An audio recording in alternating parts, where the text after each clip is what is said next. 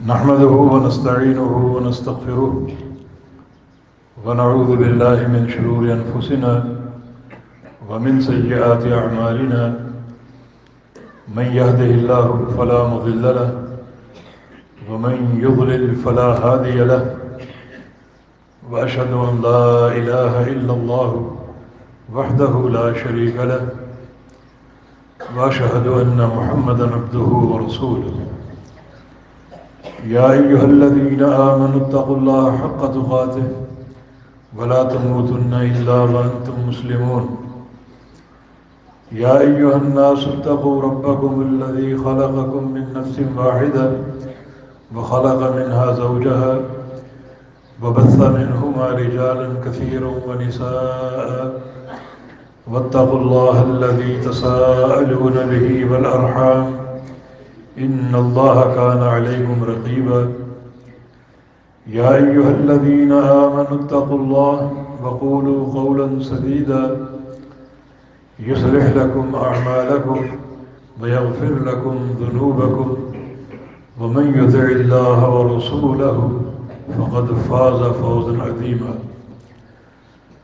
أما بعد فإن أصدق الكلام كلام الله وأحسن الهدي هدي محمد صلى الله تعالى عليه وسلم وشر الأمور محدثاتها وكل محدثة بدعة وكل بدعة ضلالة وكل ضلالة في النار من يطع الله ورسوله فقد رشد واهتدى ومن يعص الله ورسوله فقد ضل وغوى اللهم صل على محمد وعلى آل محمد كما صليت على إبراهيم وعلى آل إبراهيم إنك حميد مجيد اللهم بارك على محمد وعلى آل محمد كما باركت على إبراهيم وعلى آل إبراهيم إنك حميد مجيد سبحانك لا علم لنا إلا ما علمتنا إنك أنت العليم الحكيم رب اشرح لي صدري ويسر لي أمري واحلل عقدة من لساني يفقه قولي لقد قال الله سبحانه وتعالى بعد أعوذ بالله من الشيطان الرجيم من همزه ونفخه ونفثه بسم الله الرحمن الرحيم ألم تر كيف ضرب الله مثلا كلمة طيبة كشجرة طيبة أصلها ثابت وفرعها في السماء تؤتي أكلها كل حين بإذن ربها ويضرب الله الأمثال للناس لعلهم يتذكرون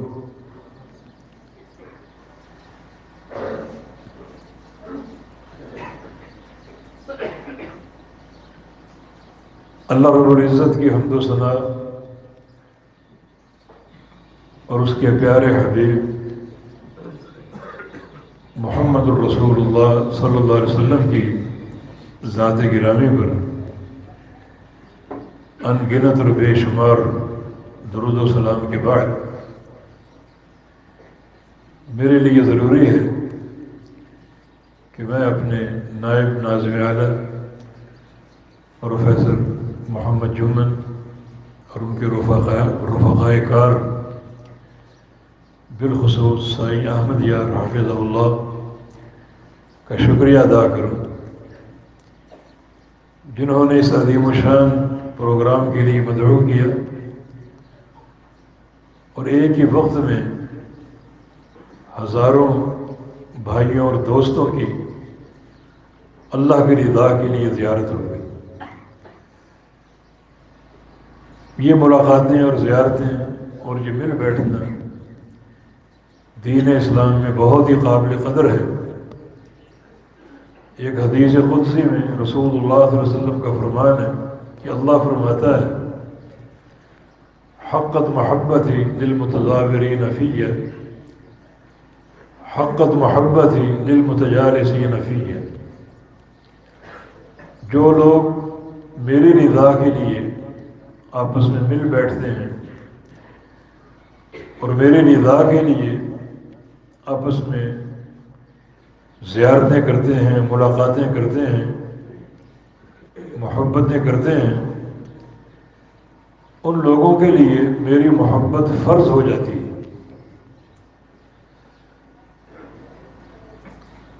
یہ ملاقاتیں اور زیارتیں اور مل بیٹھنا جس میں صرف اللہ تعالیٰ کی محبت کار فرما ہوتی ہے، اسے رسول اللہ صلی اللہ علیہ وسلم نے حلاوت ایمانی کی بنیاد قرار دیا ہے۔ صحیح بخاری کی حدیث ہے، ثلاث من کن فیہ وجد بہن حلاوت الایمان ان یکون اللہ ورسولہ احب الیہ مما سواہما وان یحب المرء لا یحبہ الا للہ۔ جس شخص کے اندر تین چیزیں پیدا ہو جائیں وہ حلاوت ایمانی پا لیتا، وہ ایمان کی مٹھاس اور ذائقہ حاصل کر لیتا ہے۔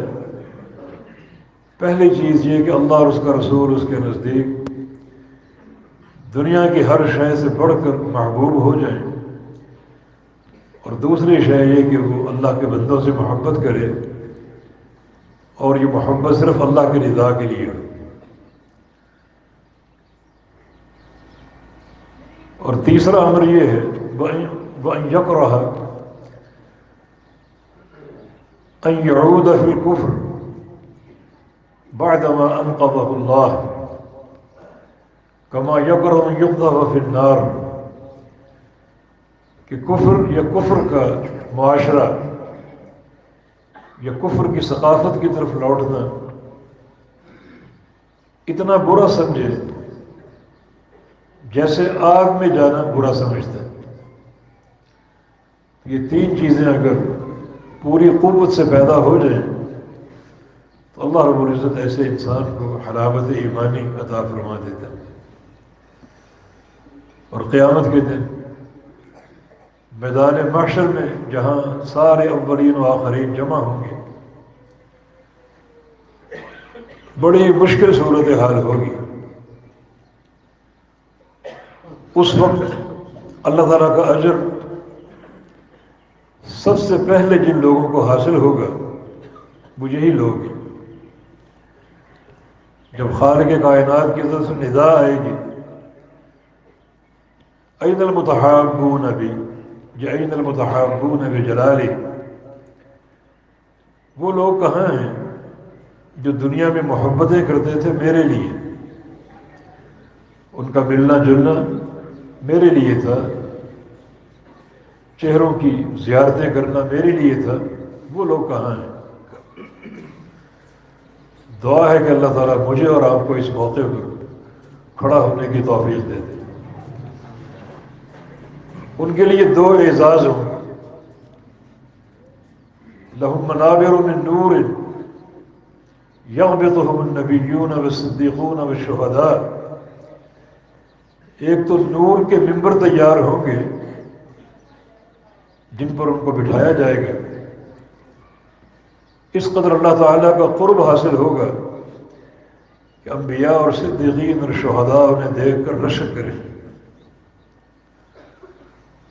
اور دوسرا اعزاز الیوم اظلہم تحت ظلی یوم لا ظل الا ظلی، کہ آج میں انہیں اپنے عرش کا سایہ عطا فرما دوں گا، جبکہ سورج ایک میل کے فاصلے پر ہے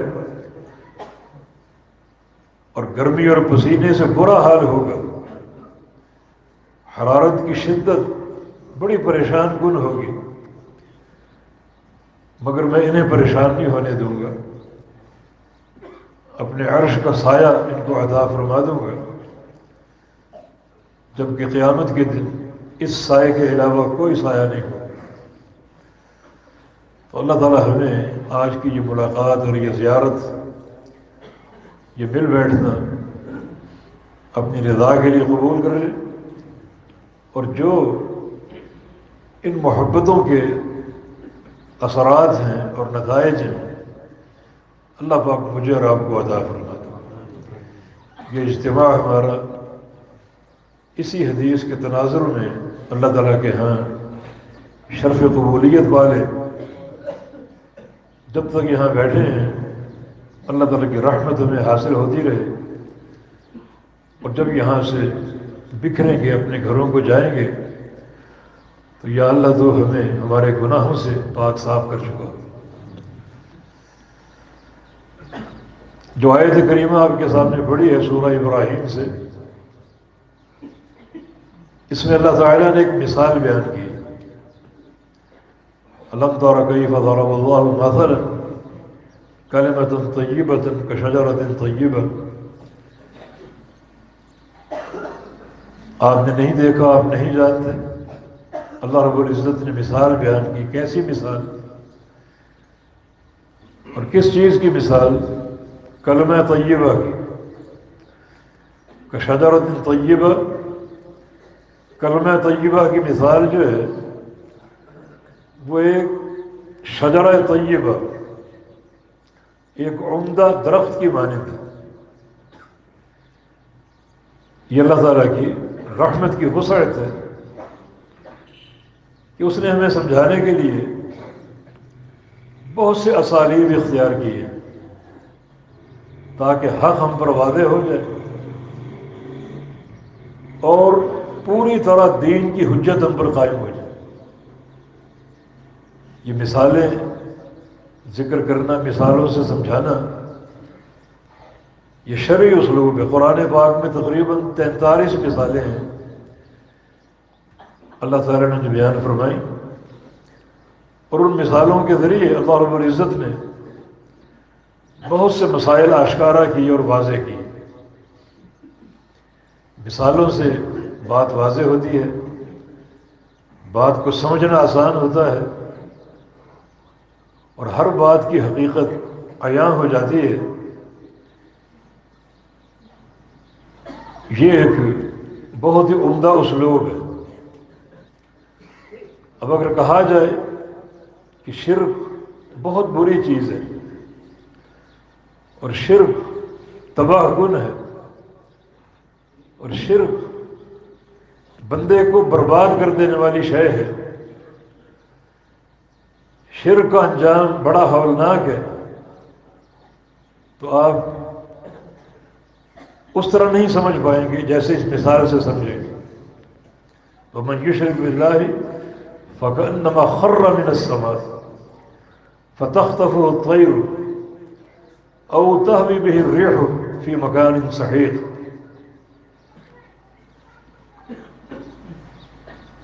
جو اللہ کے ساتھ شرک کرتا ہے، کیسی بربادی اس کے کھاتے میں آتی ہے، یوں سمجھو کہ جیسے اس کو آسمان سے گرا دیا گیا ہے، آسمان سے نیچے پٹخا جائے، نیچے پھینکا جائے، تو کتنا یہ ہولناک انجام ہے۔ تو اللہ رب العزت نے یہ شرک کی مذمت اور شناعت ہمیں اس مثال سے سمجھائی۔ آسمان سے پھینکا جائے، گرایا جائے، اور راستے میں خونی پرندے اچک لیں، اس کو بمبھوڑ ڈالیں، اور یا پھر تیز رفتار آندھیوں کی لپیٹ میں آ جائے اور وہ آندھیوں سے دور دراز علاقے میں پٹخ کے رکھ دیں۔ یہ شرک کرنے والے کا ہولناک انجام ہے۔ اس مثال سے شرک کی حقیقت اور مذمت اور واضح ہو جاتی ہے کہ ایک مشرک انسان کس طرح تباہ و برباد ہو جاتا ہے، اور اس کی دنیا اور آخرت برباد ہو جاتی ہے۔ اس مثال کو سن کر کسی انسان میں شرک کرنے کی ہمت ہوگی کہ شرک اختیار کرنے کی صورت میں گویا مجھے آسمان سے پھینک دیا گیا، اس قدر کلفت مجھ پر ڈال دی گئی۔ اللہ تعالیٰ نے ایک مقام پر شرک کی ایک اور مثال دی، بلکہ مشرکین کے جو معبودان باطلہ ہیں ان کی حقیقت کو واضح کیا، یا ایھا الناس ضرب مثل فاستمعوا له، اے لوگو ایک مثال بیان کی جا رہی ہے، اسے سنو۔ یہ فاستمعوا له، سنو، اس سے واضح ہوتا ہے، ثابت ہوتا ہے کہ اللہ تعالیٰ کی بیان کردہ مثالیں خوب غور سے اور توجہ سے سننی چاہیے۔ ان الذين تدعون من دونه لن يخلقوا ذبابا ولو اجتمعوا له، جن جن کو تم اللہ کے سوا پکارتے ہو وہ تو ایک مکھی پیدا نہیں کر سکتے۔ جس کو پکارا جاتا ہے اس کا خالق ہونا ضروری ہے۔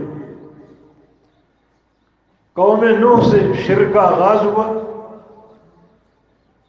ہر نبی کے دور میں شرک ہوا، آج تک ہو رہا ہے، قیامت تک ہوتا رہے گا۔ جتنے معبودان باطلہ ہیں تمہارے ان سب کو جمع کر لو اور یہ سارے جمع ہو کر ایک خسیس جانور مکھی بھی نہیں بنا سکتے۔ تم ان سے کیا توقعات وابستہ کیے بیٹھے ہو؟ ان سے روزی مانگتے ہو، اولادیں مانگتے ہو، شفا طلب کرتے ہو، شدائد کا علاج ان سے ڈھونڈتے ہو، اور مکھی بنانا دور کی بات نہیں، من یسلبہ الذباب، اگر مکھی کوئی چیز ان سے چھین لے جو وہ کھانا کھا رہے ہو، اس پر آ کے بیٹھ جائے اور ایک ذرے کی مقدار میں کوئی چیز اٹھا لے، چھین لے، تو اسے بھی واپس نہیں لے سکتے۔ سارے معبودان باطلہ جمع ہو کر اتنا کام بھی نہیں کر سکتے، ایک ذرے پر ان کا اختیار نہیں ہے۔ تو یہ مثال کس قدر شرک کی نحوست اور مذمت پر مشتمل ہے۔ مشرکین کی بے عقلی کو واضح کر دی ہے کہ کن کو تم پکارتے ہو، جن جن کو پکارا جا رہا ہے یا پکارا جاتا رہے گا، یہ سارے مل کر ایک مکھی نہیں بنا سکتے۔ تو یقیناً مثالوں سے مسائل واضح ہوتے ہیں، حقیقت حال اور کھل جاتی ہے، اور معاملہ آشکارا ہو جاتا ہے۔ یہ خالق کائنات کا احسان عظیم ہے۔ اب صدقہ ہم دیتے ہیں، اس صدقے کے آثار کیا ہیں اور اس کے نتائج کیا ہیں، قرآن نے ایک مثال سے واضح کیا۔ ان الذين ينفقون اموالهم في سبيل الله مثل الذين ينفقون اموالهم في سبيل الله كمثل حبة،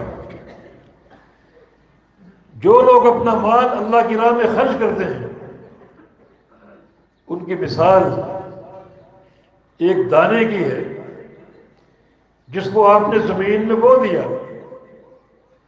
انبتت 7 سنابل، اس ایک دانے نے 7 سٹے پیدا کر دیے، فی کل سنبلۃ 100 حبہ، ہر سٹے میں 100 دانے موجود ہیں۔ آپ نے ایک دانہ زمین کو دیا اور بویا، اللہ تعالیٰ نے آپ کو 700 دانے دے دی۔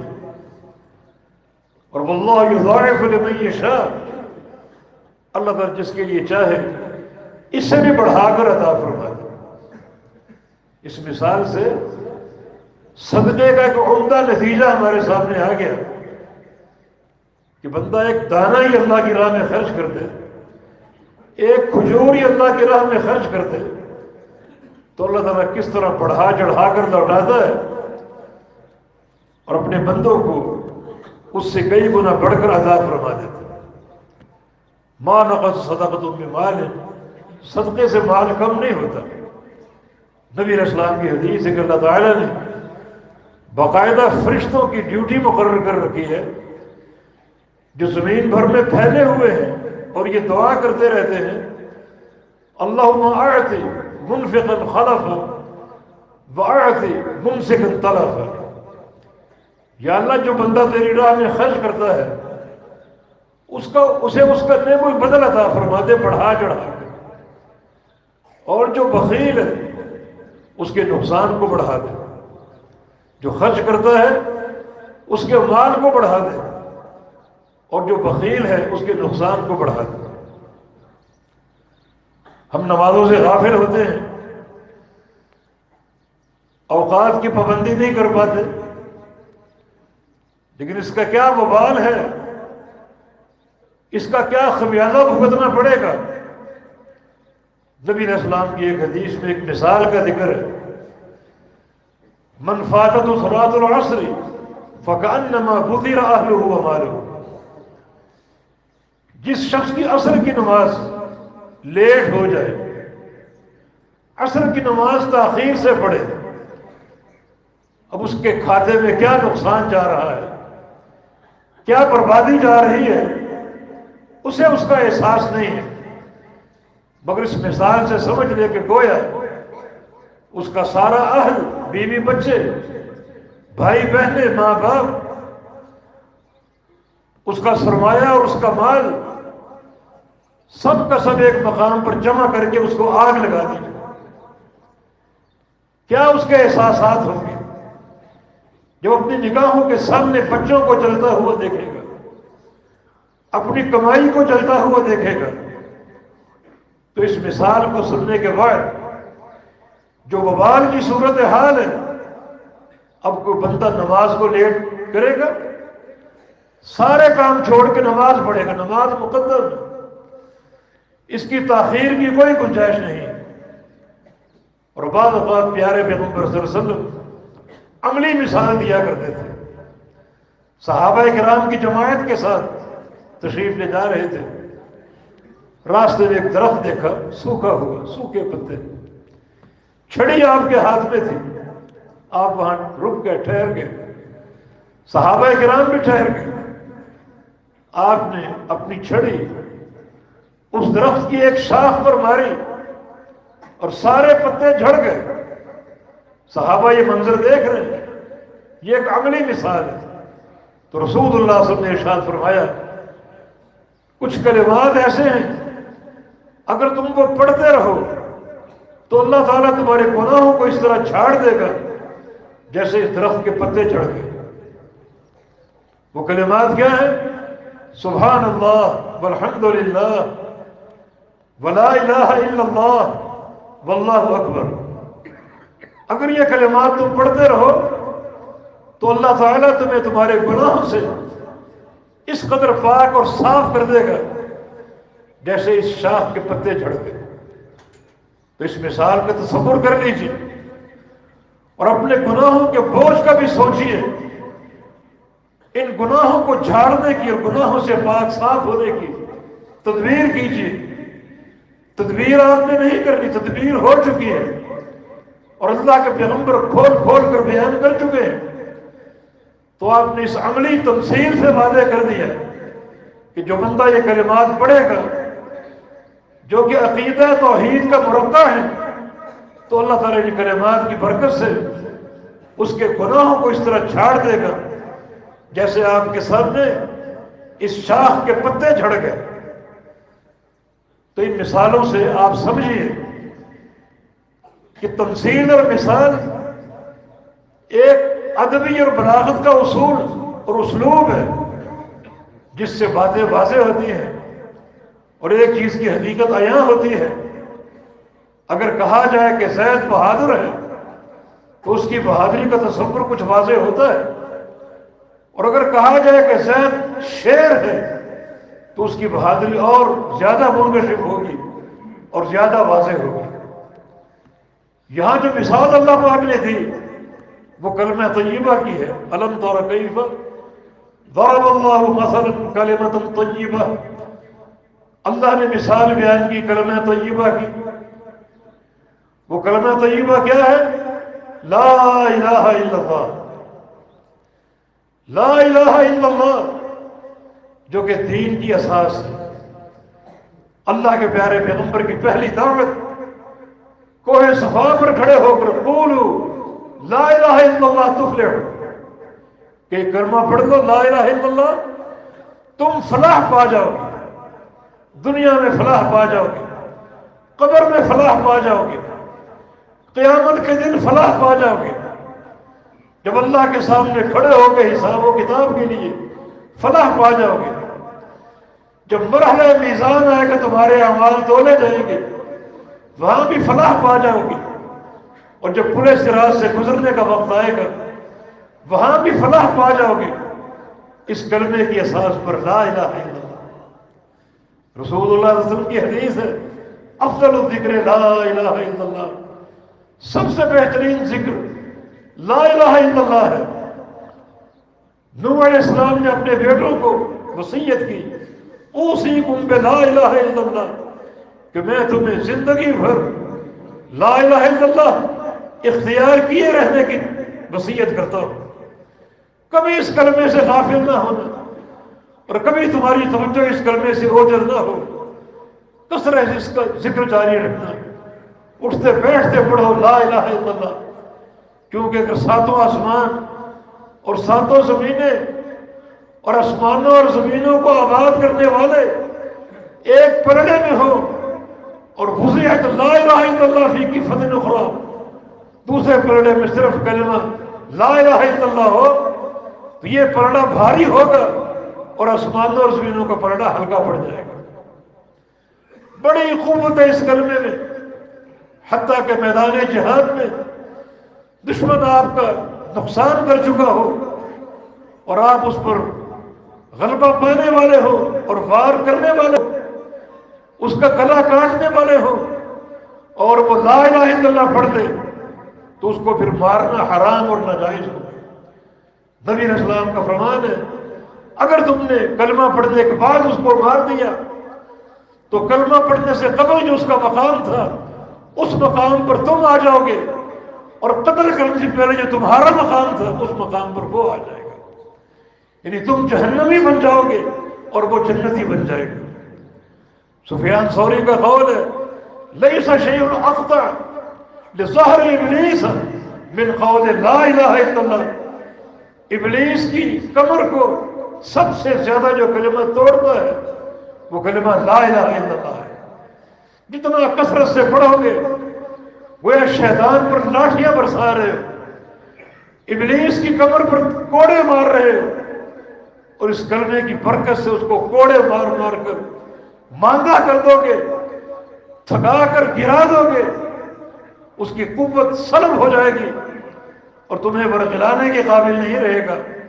یہ عظیم کلمہ الم تر کیف ضرب اللہ مثلا کلمۃ طیبۃ، اللہ رب العزت اس کلمہ طیبہ کی مثال بیان کرتا ہے۔ اس کلمہ طیبہ کی مثال کشجرۃ طیبہ، کلمہ طیبہ کی مثال ایک عمدہ درخت کی ہے۔ شجرہ طیبہ سے مراد بالاتفاق کھجور کا درخت ہے، تو اللہ تعالیٰ نے کلمہ طیبہ کی تمثیل اور تشبیہ کھجور کے درخت کے ساتھ قائم کی ہے۔ وجہ تشبیہ تین چیزیں، مشابہت کی وجوہ تین ہے، مشابہت کے اسباب تین ہیں، بلکہ ایک حدیث کو شامل کر لیں تو مرکزی طور پر چار اسباب ہیں مشابہت کے، کہ یہ کلمہ طیبہ کھجور کے مشابہ کیوں ہے، اور اس تشبیہ کو پہچان لینے کے بعد اس کلمہ طیبہ کے تعلق سے ہمارا کردار کیا ہونا چاہیے۔ پہلی وجہ تشبیہ یہ ہے کہ اصلھا ثابت، اس شجرہ طیبہ کی اصل، جڑیں اور بنیاد انتہائی پختہ اور ثابت ہے، بہت ہی مضبوط۔ سب سے مضبوط جڑیں جس درخت کی ہوتی ہیں وہ کھجور کا درخت ہے، اور آپ اس کھجور کے درخت کو پانی دیں یا نہ دیں ہر سال آپ کو پھل دے گا، بڑی کارآمد اس کی جڑیں ہیں۔ تو کلمہ طیبہ کی مثال شجرہ طیبہ سے ہے، اور وجہ مثال پہلی کہ اصلها ثابت، کھجور کے درخت کی جڑیں مضبوط ہوتی ہیں اور ثابت اور راسخ اور پختہ اور قوی ہوتی ہے۔ تو اس کلمہ طیبہ کو تم نے جو قبول کرنا ہے تو کھجور کا درخت بن کر مضبوط جڑوں کے ساتھ قبول کرو، مضبوط بنیادیں اس کی قائم کر لو، اس میں کوئی کمزوری نہ ہو، کوئی تساہل نہ ہو، انتہائی ثابت اور راسخ عقیدہ ہو تمہارا، انتہائی ٹھوس بنیاد قائم کرو اس کلمہ لا الہ الا اللہ کی، تب یہ کلمہ قابل قبول ہوگا۔ کہ ہم نے اس کو کھجور کے درخت سے تشبیہ دے کر تم پر یہ بات واضح کی، تمہیں یہ سمجھایا ہے کہ تمہاری جڑیں اس کلمے کے تعلق سے اسی طرح مضبوط اور راسخ ہو، کوئی اس میں کمزوری نہ ہو اور کسی غفلت کا امکان نہ ہو۔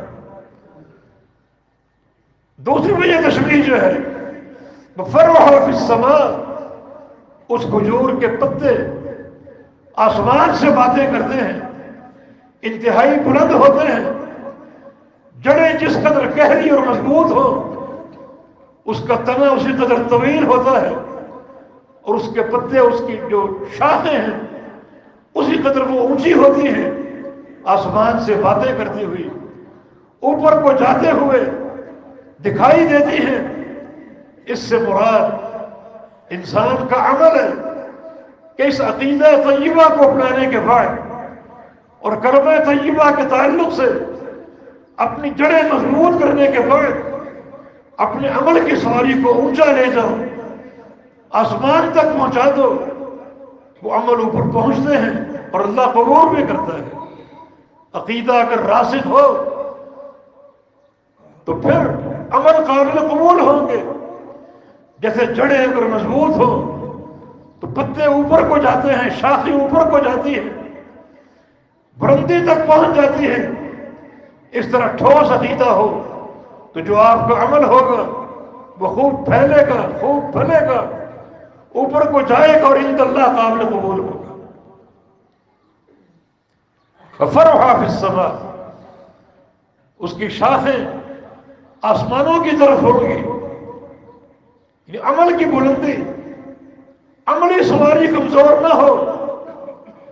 کچھ لوگوں کو شیطان دھوکہ دیتا ہے کہ میاں تم موحد ہو اور جب توحید موجود ہو تو کوئی گناہ نقصان نہیں دیتا اور بغیر عمل کے بھی کامیابی ممکن۔ کچھ ایسے نصوص انسان کے سامنے رکھتا ہے جن میں عقیدے کے تعلق سے مغفرت کا ذکر ہے، لیکن میرے دوستوں اور بھائیوں یہ شیطان کی تضلیل ہے، وہ انسان کو گمراہ کرنے کے لیے وار کرتا ہے۔ اس مثال پر غور کرو، کھجور کے درخت سے تشبیہ کیوں دی گئی؟ تاکہ جڑوں کے ساتھ اور شاخوں کی بلندی کے ساتھ حقیقت واضح ہو جائے کہ جو شخص اس کلمے کو جانتا اور مانتا ہے ضروری ہے کہ اس کلمے کے ساتھ اس کا ٹھوس تعلق ہو اور اس کی عمل کی پرواز بھی اونچی ہو۔ جب وہ پرواز اونچی ہوگی لا الہ الا اللہ کی بنیاد پر تو وہ عمل قابل قبول بھی ہوگا، اور اگر کلمے کی اساس کمزور ہے، یہ اس بنیاد میں دراڑیں ہیں، تو عمل کا فائدہ نہ ہوگا اور عمل قابل قبول نہ ہوگا۔ اللہ تعالیٰ کا ارشاد گرامی فَاعْلَمْ أَنَّهُ لَا إِلَهَ إِلَّا اللَّهُ وَاسْتَغْفِرْ لِذَنبِكَ، اے میرے نبی سب سے پہلے پہچانو لا الہ الا اللہ جو عقیدہ اور منہج کی بنیاد ہے۔ یہ کلمہ عقیدہ ہے، یہ کلمہ عمل ہے، یہ کلمہ جہاد ہے، یہ کلمہ منہج ہے، یہ کلمہ پوری زندگی کی سیاست ہے، یہ کلمہ سلطنت کی بنیاد ہے۔ سب سے پہلے اس کو پہچان لو، اور اس کو پہچاننے کے بعد واستغفر لذنبک، پھر استغفار کرو۔ اس کو پہچاننے سے قبل اگر استغفار کرو گے اس کا کوئی فائدہ نہ ہوگا۔ اللہ تعالیٰ نے اس مقام پر استغفار کا ذکر کیوں کیا؟ گناہوں کو بخشوانے کا ذکر کیوں نہیں کیا؟ کیوں کیا؟ کیونکہ اللہ تعالیٰ کے نزدیک جو بندے کا سب سے پیارا عمل ہے وہ توبہ کرنا ہے۔ اللہ افرح بتوبۃ عبدہ، اللہ تعالیٰ سب سے زیادہ خوش ہوتا ہے اپنے بندے کی توبہ سے۔ سب سے بڑھ کر اللہ تعالیٰ کو خوشی کب ہوتی ہے؟ جب بندہ گناہ کرنے کے بعد توبہ کر لے۔ تو اتنا پیارا عمل بھی کلمہ لا الہ الا اللہ کی اساس کے بغیر ناقابل قبول ہے۔ پہلے اس کو پہچانو پھر توبہ کرو۔ وہ عمل جو اللہ کو سب سے زیادہ خوش کرنے والا ہے وہ عمل بھی قابل قبول نہیں جب تک اس کلمہ طیبہ کی اساس نہ ہو۔ ان اللہ یمد یدہ بالنہار لیتوب مسیء اللیل، اللہ اس قدر خوش ہوتا ہے دن چڑھتا اللہ اپنے ہاتھ کو پھیلا دیتا ہے تاکہ جن بندوں نے رات کو گناہ کیا ہے وہ دن کے اجالے میں توبہ کر دیں۔ یہ ہاتھ کا پھیلا دینا ہم اللہ کے لیے مثال بیان نہیں کرتے، لیکن اس سے یہ بات واضح ہوتی ہے کہ اللہ کس قدر خوش ہوتا ہے۔ گناہ گار بندوں کا انتظار کرتا ہے کہ توبہ کر لو۔ وَيَمُدُّ يَدَهُ بِاللَّيْلِ لِيَتُوبَ مُسِيءُ النَّهَارِ، اور جب رات چڑھتی ہے اللہ پھر اپنے ہاتھ کو پھیلا دیتا ہے تاکہ جن بندوں نے دن کے اجالے میں گناہ کیے وہ رات کو چھپ کر توبہ کر دیں۔ اللہ اپنا ہاتھ پھیلائے رکھتا ہے حتیٰ کہ آخر تیسرا پہر جب باقی بچتا ہے تو ينظر إلى سماء الدنیا، پھر اللہ رب العزت آسمان دنیا پر نزول فرماتا ہے اور فجر کے طلوع ہونے تک پکارتا ہے، هل من مستغفر فاغفر له، هل من مسترزق فارزقه، هل من صائد فاعطيه، هل من مستشفع فاشفيه، ہے کوئی روزی کا طالب مجھ سے روزی طلب کر لو، کوئی بخشش کا طالب مجھ سے گناہ کی بخشش طلب کر لو، گناہ بخشوا لو، کوئی مریض شفا کا طالب ہو مجھ سے شفا طلب کر لو۔ آخری تیسرا پہر اللہ تعالیٰ پکارتا رہتا ہے آسمان اول پر نزول فرما کر، اس قدر وہ بخشش سے محبت کرتا ہے اور بندوں کے توبہ اور استغفار کو پسند کرتا ہے۔ لیکن فرمایا کہ نہیں، اگر اس کلمے کی معرفت نہیں ہے، اس کلمے کا علم نہیں ہے تو استغفار کا بھی کوئی فائدہ نہ ہوگا۔ تمہارے گناہ بھی قطعاً نہ بخشے جائیں گے جب تک اس کلمہ لا الہ الا اللہ کو نہ پہچان لیں۔ فَلَمْ تَرَ كَيْفَ ضَرَبَ اللَّهُ مَثَلًا كَلِمَةً طَيِّبَةً كَشَجَرَةٍ طَيِّبَةٍ، دیکھو اللہ نے کیسی مثال بیان کی کلمہ طیبہ کی، تمہیں سمجھانے کے لیے کہ کلمہ لا الہ الا اللہ کیا ہے، اس کے آثار کیا ہیں، اس کے نتائج کیا ہونے چاہیے، اور اس کلمے کو پڑھ کر تمہاری زندگیوں میں کیا انقلاب برپا ہونا چاہیے۔ یہ کلمہ طیبہ جس کی جڑیں مضبوط ہوتی ہیں، زمین میں گہری ہوتی ہیں، تو اس کی جڑوں کو ٹھوس کر لو کلمہ طیبہ کی، اس عقیدے کو ٹھوس بنا لو گہرائی کی حد تک، انتہائی رسوخ اور انتہائی ثبات کے ساتھ۔ یہ ثبات ہی کارآمد ہوگا۔ اس نتیجے کو اچھی طرح سمجھ لو اور پہچان لو۔ فرمایا کہ یثبت اللہ الذین آمنوا بالقول الثابت فی الحیات الدنیا وفی الآخرہ، اللہ رب العزت اہل ایمان کو ثبات دیتا ہے، ان کے قدموں کو مضبوط کر دیتا ہے بالقول الثابت، قول ثابت کی برکت سے۔ کہاں کہاں؟ دنیا کی زندگی میں اور مرنے کے بعد بھی۔ دنیا کی زندگی میں اللہ تعالیٰ اگر اس کلمے سے گہرا تعلق پیدا کر لو گے مضبوطی اور رسوخ کے ساتھ، تو اللہ تعالیٰ تمہیں ثابت قدمی عطا فرما دے گا، ایسی ثابت قدمی کہ کوئی دنیا کی طاغوتی طاقت تمہیں توحید سے برگلا نہ سکے گی، برگشتہ نہ کر سکے گی۔ توحید کے ڈاکو قدم قدم پر موجود ہوں گے، کسی کا رخنہ توحید الوہیت میں ہوگا، کسی کا رخنہ توحید ربوبیت میں ہوگا، اور کسی کا رخنہ توحید اسماء و صفات میں ہوگا۔ لیکن اگر تم پوری گہرائی کے ساتھ، پورے فہم اور علم اور ادراک کے ساتھ اس کلمے کو اختیار کر لو گے تو اللہ تعالیٰ تمہیں ایسی ثابت قدمی دے گا کہ نہ شیطان کا مار کارگر ہوگا اور نہ ہی کوئی دنیا کی تحریک اور طاقت تمہیں عقیدہ توحید سے فرشتہ کر سکے گی اور دور کر سکے گی. اور پھر مرنے کے بعد بھی اللہ تعالیٰ ثبات عطا فرما دے گا. قبر میں جاؤ گے ہر طرف سے عذاب تم پر حملہ کرنے کی کوشش کرے گا، مگر اس کلمے کی برکت سے اور جو تم نے اذکار کیے، اعمال صالحہ کیے، وہ تمہارا دفاع کریں گے. فرشتے پہنچ جائیں گے سوال کرنے کے لیے. اللہ تعالیٰ وہاں بھی ثابت قدمی عطا فرما دے گا.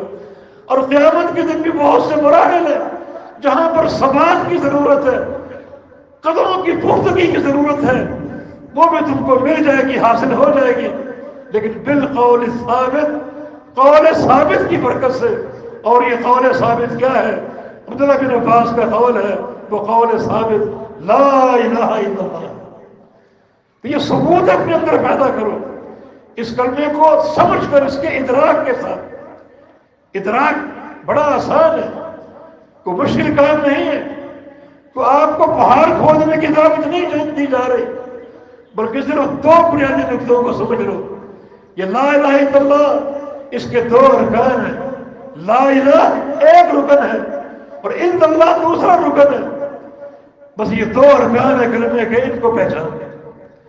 لا الہ رکن نفی ہے، جس کا معنی ہے کوئی معبود نہیں. اس کو پہچان لو، اور پہچاننے کے بعد اس پر ڈٹ جاؤ اور جم جاؤ اس پر کہ کوئی معبود نہیں. اب نہ کوئی زندہ، نہ کوئی مردہ، نہ کوئی زمین کے اوپر، نہ کوئی زمین کے اندر، نہ کوئی لاہوری سرکار، نہ کوئی پاک پتن کی سرکار. کوئی سرکار نہیں، کوئی معبود نہیں، کوئی پکارے جانے کے لائق نہیں، کوئی مشکل کشا نہیں، کوئی حاجت روا نہیں. یہ کلمہ لا الہ نفی کی بنیاد. جب نفی آ گئی، نفی مطلق ہے، کسی استثناء کے بغیر اور کسی تخصیص کے بغیر. مطلق یہ نفی ہے، کوئی معبود نہیں ہے، کہیں بھی نہیں ہے، کسی دور میں نہیں ہے، کسی زمانے میں نہیں ہے، کسی مقام پر نہیں ہے، کسی گاؤں کوٹ میں نہیں ہے. یہ رکن نفی ہے. نفی کو سمجھو، نفی کو پہچانو، پھر رکن اس بات آگے آ جاتا ہے.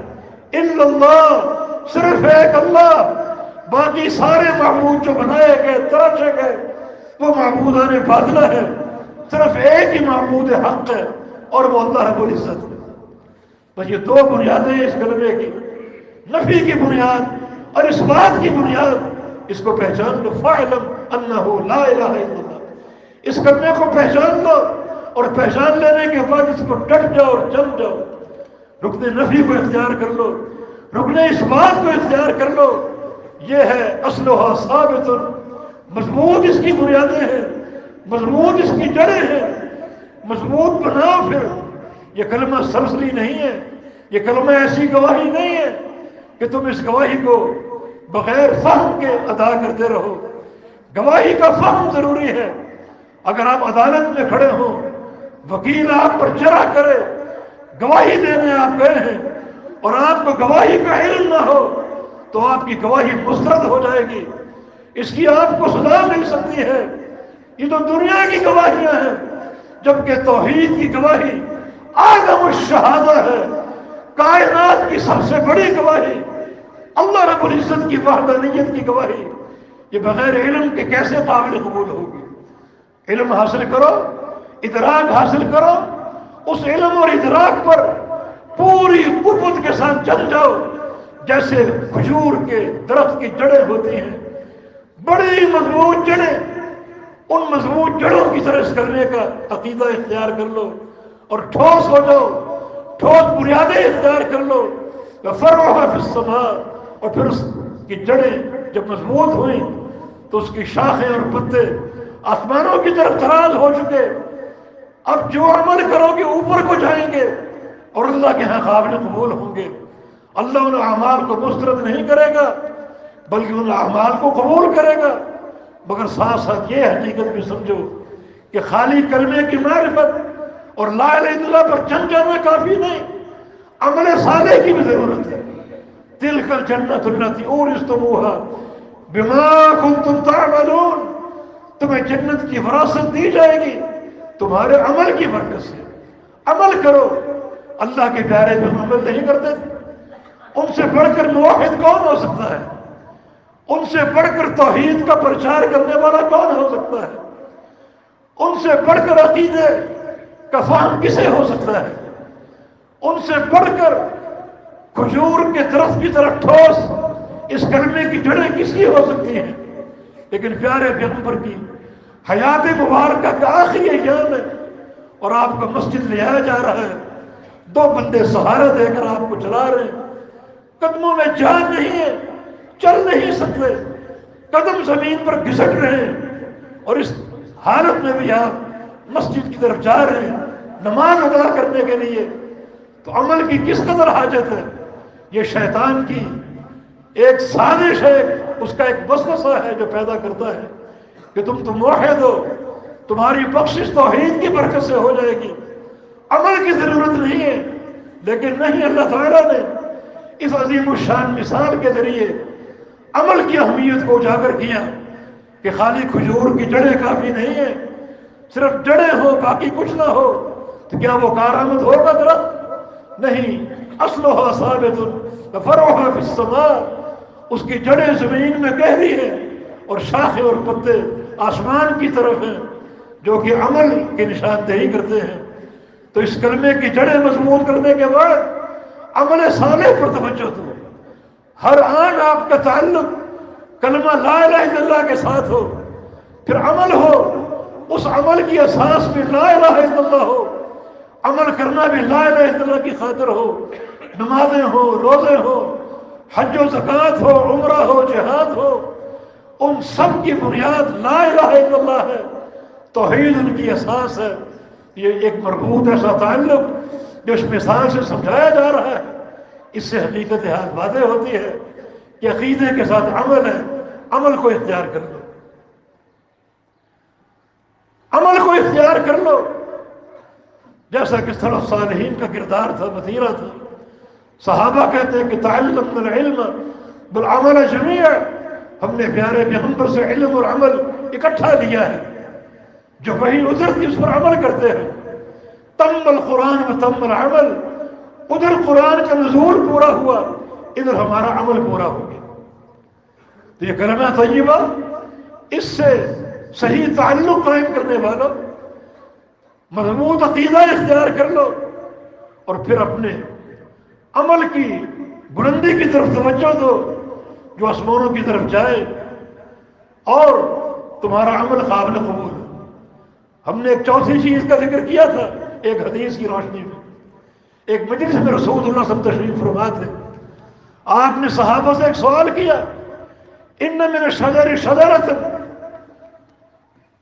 ایک درخت ہے، مثلها کمثل المؤمن، اس کی مثال ایک مومن موحد کی ہے۔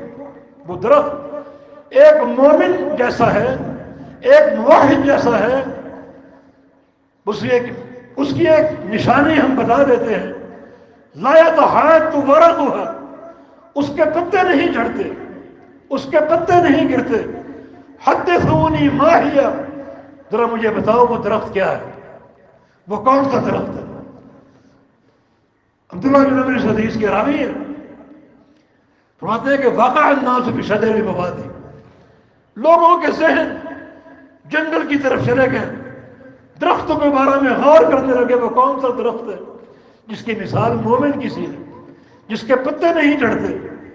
ابو بکر و عمر اس مجلس میں موجود تھے، لیکن کوئی جواب نہ دے سکے، سب خاموش رہے۔ عبداللہ فرماتے ہیں کہ میرے ذہن میں خیال ہے کہ انہا النخلہ، یہ کھجور کا درخت ہو سکتا ہے، مگر میں نے حیا کی بنا پر جواب نہ دیا کہ جہاں میرے والد گرامی موجود ہیں اور وہ خاموش ہیں، اور جہاں افضل هذه الامہ ابو بکر صدیق موجود ہیں اور وہ خاموش ہیں، وہاں میرا بات کرنا مناسب نہیں ہے۔ جب سارے صحابہ خاموش رہے تو اللہ کے پیارے پیغمبر نے خود جواب دیا کہ انہا النخلہ، وہ درخت کھجور کا درخت ہے جس کی مثال مومن کسی ہے۔ بعد عبداللہ بن عمر اپنے والد سے کہا کہ مجھے اس کا جواب معلوم ہو چکا تھا، مگر میں حیا کی بنا پر خاموش رہا کہ بڑے بڑے صحابہ اور کبار صحابہ موجود ہیں جو کہ خاموش ہیں اور جواب نہیں دے پا رہے، میرا جواب دینا مناسب نہیں۔ جناب عمر بن خطاب نے فرمایا اگر تم یہ جواب دے دیتے، تمہارا یہ جواب مجھے دنیا کی ساری دولتوں سے محبوب ہوتا۔ علم ایک دولت ہے، علم ایک خزانہ ہے، اور علم بھی وہ جس کے تانے بانے عقیدہ توحید سے جڑتے ہوں۔ ساری دنیا ایک طرف ہو، دنیا کے خزانے ایک طرف ہو، اس علم کا ایک نقطہ ان تمام خزانوں سے قیمتی ہے، اس کے پتے نہیں جھڑتے۔ تو اس درخت کی مثال ایک مومن موحد کی ہے جس کا سینہ لا الہ الا اللہ کے نور سے روشن ہے، پتے نہیں جھڑتے اس درخت کے۔ اس کا معنی کیا ہے؟ پتوں کا اونچا ہونا اور پتوں کا نہ جھڑنا۔ ان مثالوں سے کیا سمجھایا جا رہا ہے؟ ایک تو کلمہ طیبہ کی برکت سے عمل اوپر کو پرواز کرتے ہیں، بلندی کی طرف جاتے ہیں، اور دوسرا پتے نہیں جھڑتے، مانا وہ عمل ضائع نہیں ہوتے، دعائیں مسترد نہیں ہوتی۔ اگر تم اس کلمے سے صحیح معنی میں تعلق جوڑو گے، صحیح معنی میں تعلق قائم کرو گے، تمہارے عمل اوپر کو پرواز کریں گے اور جڑیں گے نہیں، گریں گے نہیں، بلکہ قائم رہیں گے۔ اللہ ان کی حفاظت کرے گا۔ دعائیں کرو گے، رد نہیں ہوں گے، اللہ قبول کرے گا۔ یہ اس کلمہ طیبہ کی برکت ہے، اور اس کلمہ طیبہ کی بنیاد پر عمل کرنے کی اور دعائیں کرنے کی برکت ہے۔ دعائیں قبول ہوں گی، عمل قابل قبول ہوں گے، اور کوئی چیز مسترد نہیں ہوگی۔ بہت بڑی بشارت ہے، ورنہ قرآن کہتا ہے بسم اللہ الرحمن الرحیم هل اتاك حدیث الغاشیہ وجوہ یومئذ خاشعہ عاملۃ ناصبہ۔ آؤ تمہیں قیامت کی خبر دے، بڑی ہولناک خبر۔ اس دن بہت سے چہرے ذلیل ہوں گے، کالے اور سیاہ ہوں گے، گرد و غبار کی تہیں جمع ہوں گی۔ کیا ان کا قصور ہے؟ یہ لوگ بد کردار تھے؟ فرمایا نہیں، با کردار تھے۔ عاملۃ، عمل کرنے والے، اور ناصبہ، عمل کر کر کے تھک جانے والے، بے تحاشا عمل کرنے والے، لیکن تصلیٰ نار حامیہ، دہکتی جہنم کی آگ کا لقمہ بن جائیں گے۔ جہنم کے کوئلے اور جہنم کے شعلے انہیں پسند کر دیں گے، حالانکہ عمل کرتے تھے، عمل کر کر کے تھک جاتے تھے، ریاستیں کرتے تھے، دین کی خاطر ٹکریں مارتے تھے، مگر عمل قابل قبول نہیں۔ وجہ کیا ہے؟ وجہ یہ کہ جو مثال اللہ نے بیان کی کلمہ طیبہ کی، اس مثال کے جو آثار اور نتائج ہیں ان پر یہ غور نہیں کرتے تھے۔ عقیدے میں دراڑ آ جائے، عمل میں اگر خلاف سنت راستہ اپنا لو، ساری محنتیں رائے گاہ ہیں اور ساری کوششیں بیکار ہیں۔ لیکن ایک مومن موحد کی مثال اگر کلمہ طیبہ صحیح فہم کے ساتھ قبول کر کے گہرائی اور مضبوطی کے ساتھ تعلق قائم کر لو گے، اور عمل کی شاخیں سنت مصطفیٰ کی اساس پر آسمان کی طرف دراز کرو گے، کوئی نیکی نہیں گرے گی، کوئی دعا رد نہیں ہوگی، ہر عمل قابل قبول ہوگا، ہر دعا عند اللہ قابل قبول ہوگی۔ اللہ تمہارے اعمال کی حفاظت کرے گا۔ نبی علیہ السلام کی واضح حدیث کے مطابق کچھ بندوں کے اعمال ایسے ہوتے ہیں کہ اللہ تعالیٰ ایک قیمتی دستاویز میں ان اعمال کو لکھ کر اپنی مہر لگا کر محفوظ کر دیتا ہے۔ اللہ کی مہر کو دنیا کی کوئی طاقت توڑ نہیں سکے گی۔ یہ مہر اسی عقیدہ توحید کی اساس پر لگتی ہے، عقیدے کے فہم کی اساس پر لگتی ہے کہ اللہ عمل کی حفاظت کرتا ہے۔ نبی علیہ السلام کے ایک حدیث ہے کہ ایک بندے نے ایک کھجور اخلاص کے ساتھ خرچ کی۔ اخلاص میں عقیدہ شرط ہے، اخلاص میں ریاکاری سے بچنا شرط ہے۔ اخلاص کے ساتھ خرچ کر کے وہ بھول چکا، اللہ تعالیٰ نے اس کھجور کو اپنے دائیں ہاتھ میں رکھ لیا، یربیہا کما یربی احدکم فلوہ، اور اللہ اس کو پالنا شروع کر دیتا ہے جیسے تم اپنے جانور کے بچے کو پالتے ہو۔ آہستہ آہستہ وہ بڑھتا ہے، مگر کھجور تو قیامت تک بڑھے گی، قیامت تک پھلتی رہے گی، حتیٰ تصیر مثل احد، حتیٰ کہ قیامت کے جب بندہ اپنے میزان کی طرف بڑھے گا، اپنے ترازو کو دیکھے گا جہاں اعمال تولے جائیں گے، یہ کھجور ایک پہاڑ کے مانند اس کے ترازو میں پڑی ہوگی۔ اللہ حفاظت بھی کرے گا، اللہ بڑھائے گا بھی۔ ایسی قبولیت ہے اس کلمہ طیبہ کی برکت سے۔ عقیدے کی بنیاد کو مضبوط کر لو، اسی بنیاد پر عمل صالح کو استوار کر لو تو وہ عمل قابل قبول بھی ہوں گے۔ ایک پتا تک نہیں گرے گا، ایک پتا تک نہیں جھڑے گا، جبکہ بہت سے لوگ قیامت کے دن ایسے آئیں گے تو بدا لهم من اللہ ما لم يكونوا يحتسبون ان اناس من امتی یاتون یوم القیامہ باعمال کامثال جبال تہامہ۔ میری امت کے کچھ لوگ قیامت کی دن آئیں گے عمل لے کر، اور وہ عمل پہاڑوں کی چوٹیوں کی طرح، پہاڑوں کی چوٹیوں کی طرح۔ آپ کبھی مری گئے ہوں، بلندی پر چڑھ کر چوٹیوں کو دیکھیں، ایک چوٹی، دوسری چوٹی، تیسری چوٹی، ہر چوٹی دوسری سے اونچی اور بلند۔ اس طرح قیامت کے دن کچھ لوگ کھڑے ہوں گے اور ان کے اعمال پہاڑوں کی چوٹیوں کی طرح ہوں گے، لیکن یجعلہ اللہ ہباء منثورا، اللہ ان سارے اعمال کو، پہاڑوں جیسے اعمال کو ذرے بنا کر بکھیر کر ضائع کر دے گا، کوئی عمل باقی نہیں بچے گا۔ لمحہ فکری اللہ کے بندو، اس مثال پر بار بار غور کرو۔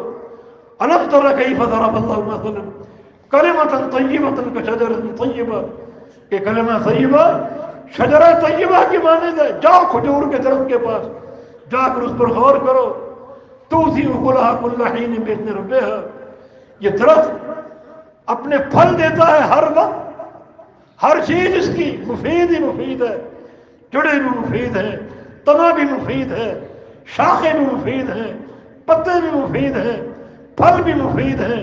پھل کچا ہو تو کھانے کے قابل ہے، پک جائے تو کھانے کے قابل ہے، سوکھ کر چوہارا بن جائے تو کھانے کے قابل ہے۔ یہ پھل خراب نہیں ہوتا، اس کا آپ ذخیرہ کر سکتے ہیں، پورا سال کھا سکتے ہیں، اور پورا سال کھانے کے بعد نئی فصل آپ کے لیے تیار ہے، پھر کاٹو اور پھر کھاؤ۔ کھجور کے درخت کو بار بار دیکھو، بار بار اس پر غور کرو، یقیناً آپ کے سامنے منہج واضح ہوگا، عقیدہ کے تعلق سے، عمل صالح کے تعلق سے، اور پھر کھجور کے پھل کے تعلق سے۔ علامہ ابن قیم رحمہ اللہ نے ایک مقام پر اسی مثال کو ایک اچھے اسلوب سے بیان کیا تاکہ اور فہم اجاگر ہو جائے اور بات کھل کر سامنے آ جائے۔ دراصل وہ بات کر رہے تھے ادخلوا فی السلم کافہ، کہ اسلام میں پورے داخل ہو جاؤ۔ پورے کیسے داخل ہو یہ بھی اگر غور کرنا ہے تو کھجور کے درخت کو دیکھو جو پورے اسلام کی تصویر آپ کے سامنے پیش کرے گا۔ ابن قیم فرماتے ہیں اسلام میں پورا داخل ہونے کا معنی یہ ہے کہ اسلام 3 چیزوں سے عبارت ہے۔ اسلام میں 3 بنیادیں ہیں، ایک عقیدہ، دوسرا عمل، اور تیسرا اخلاق حسن، اور تینوں چیزیں باہم مربوط ہیں، عقیدہ، عمل اور اخلاق حسنہ۔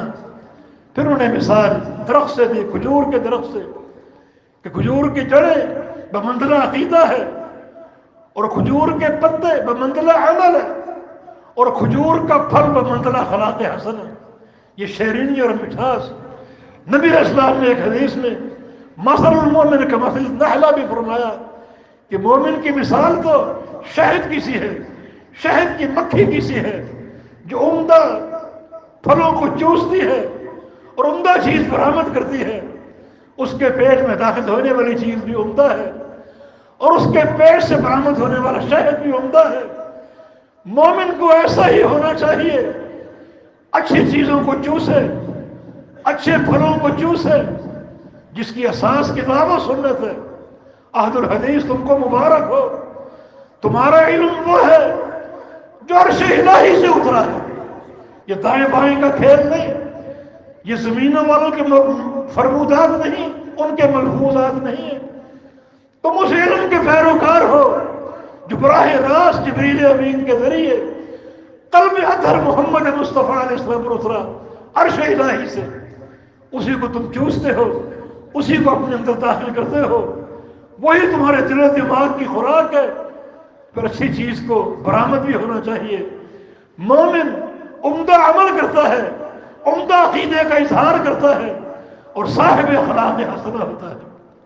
اللہ کے بندوں اگر اخلاق کی کمی ہو تو پھر بھی یہ عمارت ناقص ہے۔ کھجور کے درخت کی مثال مکمل نہیں ہوگی۔ مومن اخلاق حسنہ کا ترجمان ہوتا ہے، اور یہ بھی شیطان کی گمراہی کا ایک راستہ ہے کہ تم صاحب عقیدہ ہو، تمہیں تو بڑا کڑوا ہونا چاہیے۔ نہیں، مومن کو شہد ہونا چاہیے، شہد کی طرح میٹھا ہونا چاہیے، شہد کی مکھی کی طرح اپنے اندر اچھی چیزوں کو داخل کرے، اچھی چیزوں کو برآمد کرے۔ ان مثالوں کے ذریعے رسول اللہ صلی اللہ علیہ وسلم نے اس عظیم منہج کو اجاگر کیا، اس عظیم منہج کو روشن کیا، تو اس سے جو باتیں حاصل ہوئیں وہ انتہائی قابل غور ہیں۔ تو کھجور کے درخت کی اس مثال کو سامنے رکھتے ہوئے اپنے نسب و علم کا تعین کیجئے، درخت کو بار بار دیکھو، اور درخت کے ان بہت سے امور کو سامنے رکھ کر اس کی ہر چیز مفید ہے۔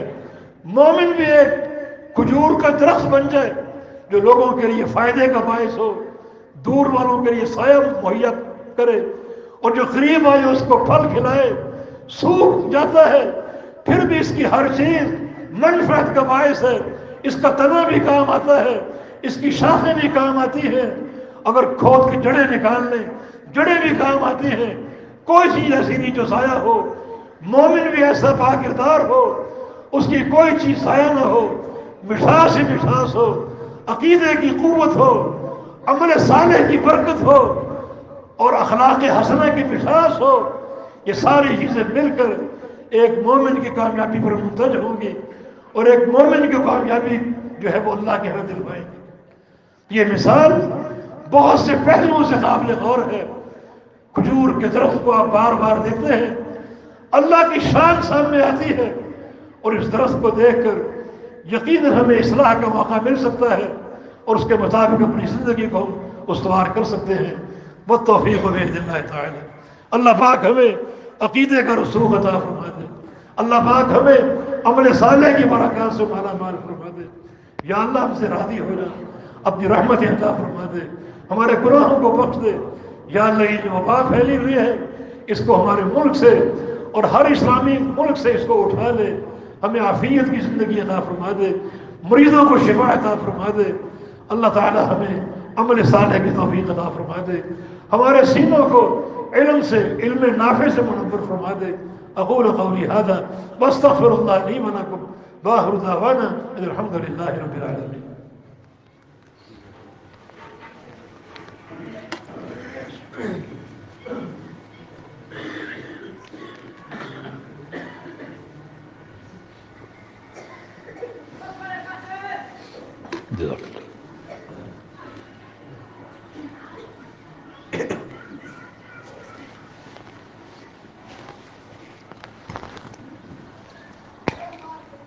الحمد للہ والصلاة والسلام علی رسول اللہ وبعد۔ جمیل اہل سندھ اس کھجور کے درخت کی مثال سے جو نتائج حاصل ہو رہے ہیں، جو علم نافع حاصل ہو رہا ہے، اس سارے علم کی ترجمان ہماری دعوت ٹھوس عقیدے کی ہے، ہماری دعوت اس عمل صالح کی ہے جو کتاب و سنت سے حاصل ہوتا ہے، اور ہماری دعوت اخلاق حسنہ کی دعوت۔ اس کے لیے اللہ کے فضل و کرم سے دروس بھی ہوتے ہیں، پروگرام بھی ہوتے ہیں، لگ بھگ 1100-1200 مساجد ہماری، ہر جمعے عقیدہ بیان ہوتا ہے۔ ہمارے دعات اور مبلغین اپنے اپنے مراکز میں شب و روز اسی دعوت کی ترجمانی کر رہے ہیں، اور بحمدللہ جو منہج جمیعت اہل سندھ کا ہمیں اپنے شیخ اور اپنے مربی شیخ العرب والعجم علامہ بدیع الدین شاہ راشدی رحمہ اللہ سے حاصل ہوا، اور جو ان کی تربیت کے نقوش ہیں وہ اجاگر کرنے کی کوشش ہوتی ہے۔ شاہ صاحب رحمہ اللہ دیار سندھ میں خاص طور پہ اور عمومی طور پر پورے پاکستان میں، بلکہ دنیا کے بے شمار علاقوں میں اسی عقیدے کی ترجمانی کرتے رہے ہیں۔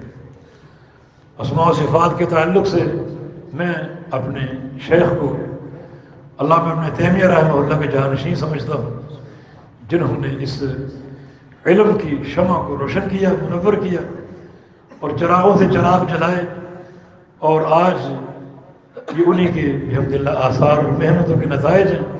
اللہ تعالیٰ کے فضل و کرم سے یقیناً اس سرزمین کے درختوں کا ایک ایک پتا اور ریت اور مٹی کا ایک ایک ذرہ قیامت کے دن گواہی دے گا کہ ہمارے شیخ نے توحید و سنت کو بیان کیا اور اس کی ترجمانی کی۔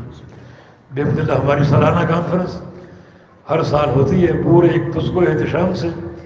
گزشتہ سال نہیں ہو سکی کرونا وائرس کی بنا پر، اس سال اس کی تاریخ ہم نے مقرر کر دی 9 اور 10 اپریل۔ یہ تاریخ نوٹ کر لیجئے اور اس تاریخ کے مطابق تیاری بھی کیجئے اور اس کی دعوت کو عام کیجئے۔ انشاءاللہ بڑا صدقہ جاریہ آپ سب کے لیے ہوگا، اور اللہ سے دعا ہے کہ اللہ تعالیٰ اس وقت حالات سازگار ہوں تاکہ یہ کانفرنس منعقد ہو سکے۔ اور بالفرض اگر حالات میں کوئی اونچ نیچ ہوئی اور بعض اوقات تحفظات گورنمنٹ کے عوامر کے سامنے ہوتے ہیں تو پھر نیا اعلان کر دیا جائے گا، لیکن اب تک انشاءاللہ ایک عزم راسخ ہے کہ 9-10 اپریل کو یہ کانفرنس منعقد ہوگی۔ آپ اپنی تیاری شروع کر دیں اور جو بھی اس کانفرنس کی تشہیر کے ضروری تقاضے ان کو ادا کیجیے تاکہ محنت سے اس پروگرام کو ہم کامیاب کر سکیں۔ اللہ پاک توفیق عطا فرمائے۔ ان الحمد للہ نحمده ونستعینه ونستغفره ونعوذ باللہ من شرور